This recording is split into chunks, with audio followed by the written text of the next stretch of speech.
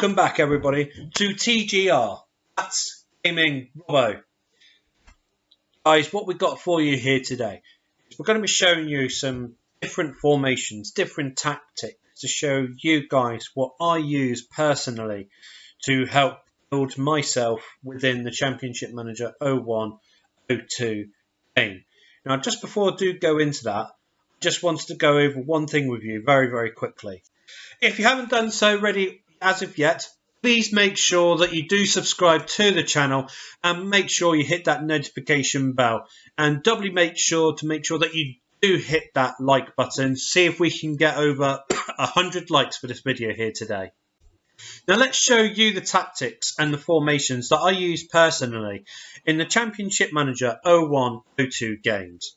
So we go into the squad, into tactics. Now first of all, as you can see, there's a couple of different variations of this tactic, of this formation. I use something called the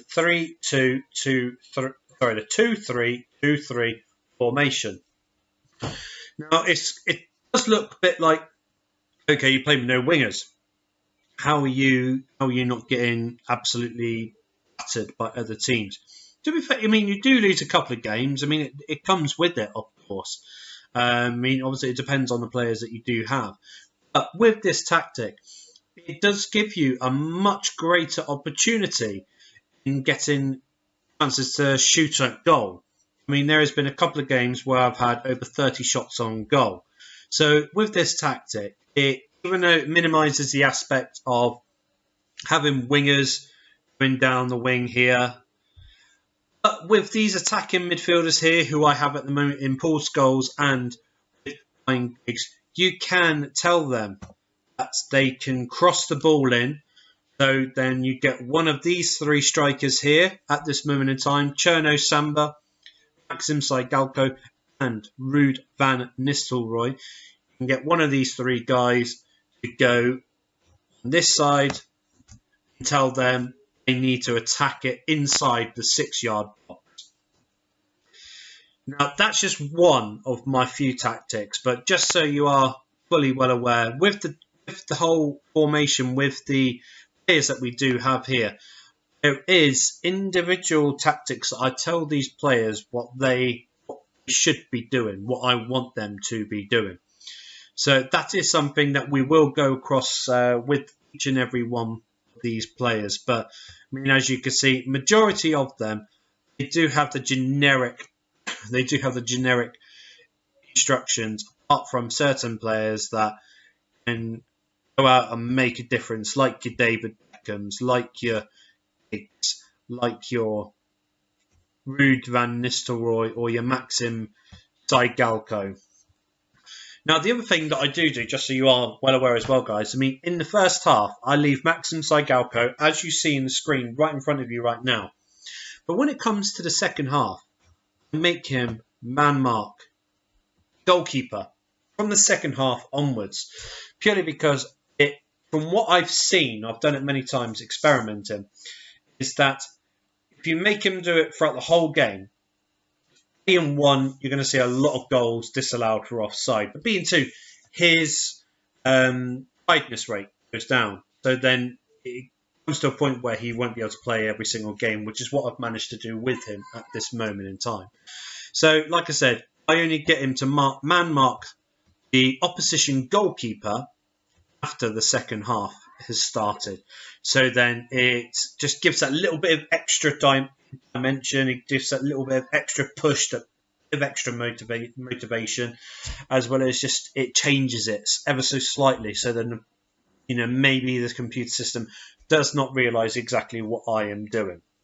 Now, with this, you can tell the attacking midfielders to run in between both centre striker as well as the left or right-sided striker of the number 9 or number 10. Okay. I mean, you can also do the same with the defender midfielders. I personally don't. Now, I know you can probably see that I've got David Beckham playing as a right defensive mid. At the same time, he still goes up there. He still gets told to cross the balls in. He still gets told to get in there when we need him most. So like I said, this is the 2-3-2 4-2-3 formation. The other type of formation that I was telling you about, which there is a different variation of it, is this 2-1-2-3-2. I personally haven't used this one before. I've been sticking to my guns, knowing with the formation that I do know, of course. But I mean, other people have said that they have used this before. It will be something that I will do on a different video. But I'm just showing you guys there is different variations that you could do with this one. Okay, so that's number one. So what we're going to do, we're going to go on to the second formation and show you exactly what that's like and why I use that as well. So guys, this is the second formation that I do use here on Championship Manager 0102. Now, many of you have probably come across this formation before. I personally call it the 4-3-2-1 formation. A lot of people call it the Christmas tree formation, etc., etc. 4-3-2-1. I always use numbers so then I can imagine exactly what I see on the football screen, the football pitch type thing. So yeah, so 4-3-2-1. Flat back four. The centre of the park and midfield. I make sure personally that I have very strong characters, very strong work ethic and stamina players. So that's why I do use your Roy Keanes, your Dickie Butts and your David Beckhams, because I mean there are other midfielders out there that you can use like Juan Pablo Aymar, for example. Michael Stewart, he's actually a really good one on here as well. Kieran Dyer and Brett Emerton, to be fair, he can play up in that position as well. But I mean, even your typical Patrick Vieira or Steven Gerrard. I use these three because obviously it's, you know, sticking with the United sort of gel, if you want to call it that. But yeah, these three, I find it perfect when I do use this formation, depending on who I am playing. So then these guys, like I said, the work ethics, the stamina rate is very, very high, and they will always consistently be pressing and looking to do hard tackling within the middle of the park to try and regain that ball as quickly as we can so we can press for that counter-attack as quickly as we can. Now, with the wingers, as you can see, we've got Giggs as well as we've got Kennedy. Now, I always tell them to go directly into the box because both guys, to be fair, have very, very, very good pace as well as very good finishing as well. As you know, with Maxim Saigalko, he's one of the best players on the game. With these two, they're able to help give that extra bit of push for Maxim and be able to create just as many chances, not as much, but just as many in most cases as the 2-3-2-3 formation that I generically use as well. Okay, guys, but that's the second formation that I use. What I will do is I'm going to show you the third formation now, so you can see different variations of what I do personally, and just gives you a little bit of a better idea what different formations there are that you can use on this game. It does work as well. Welcome back, guys. Just to clarify, just before I do go on with the third formation, just want to make you aware once again, please subscribe to the channel, guys. It really means a lot to me if you guys can do that, as well as making sure you hit that notification bell as well, okay? So, guys, this is the third formation that I use here on Championship Manager 0102. It's the classic 3-4-3 formation. Now, there's nothing fancy about this at all, apart from the fact that you get three strong centre-backs. Now, with Taribo West in the middle of this three-man centre-back, obviously we've got Mikel Silvestre, which, to be fair, he is another very good defender on this game. Gary Neville, he is good on the game, but he's not up to the standards as your Taribo West or your Mikel Silvestre. With that midfield, the midfield four, you've got Giggs, you've got Beckham, you've got Keane's strength, and you've got Emerton's determination within that midfield four. I personally, my own personal opinion, I personally don't think that there is another midfield four I would much rather have, apart from these four guys, of course. And then obviously with the strikers, I usually use Cherno Samba, but he is injured at the moment. So Michael Dunwell going to take Chono Samba's place for the time being. But Michael Dunwell is still a very good player. This three-man attacking strikers here that we do have here, they are very, very, very good. Michael Dunwell slightly behind Chono Samba, if I'm being perfectly honest. But he's still good enough. I mean, if you buy Michael Dunwell for £250,000, he's still, I mean, scored 8 goals. He's played 38 games. But, I mean, you've got to look at the fact that his stats still ain't quite there as of yet.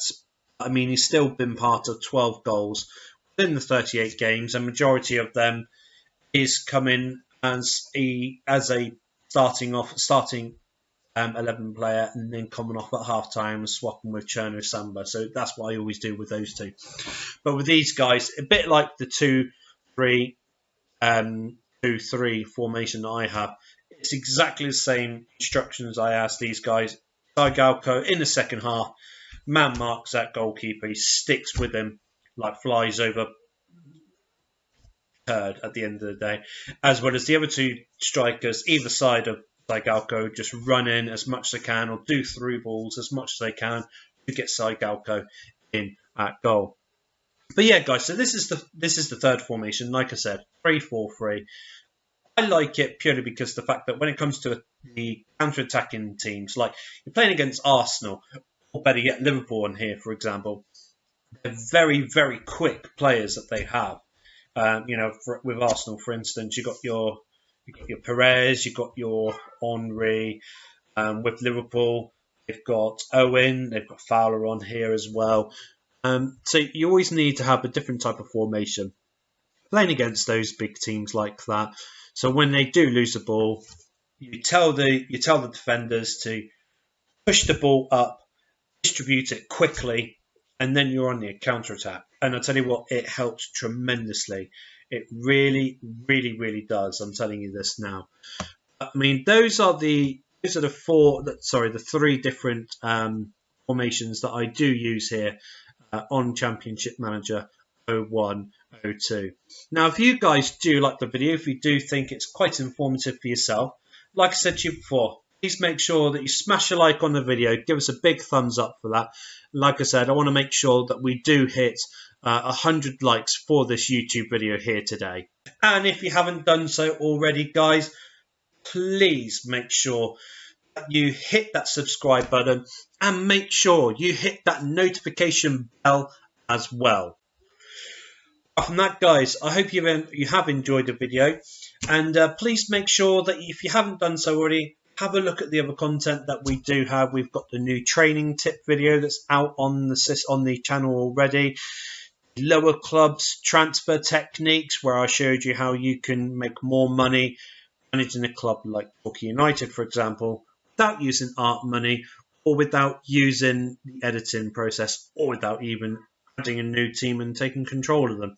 There is another way we can make loads more money, especially for a lower club, so you can get the players you want and then boost the chances of you getting promotion, as well as the other transfer techniques, which you guys obviously will be able to see without giving spoilers, of course. You guys will be able to see all of this on the channel, so please make sure you do watch the channel videos and enjoy it, of course.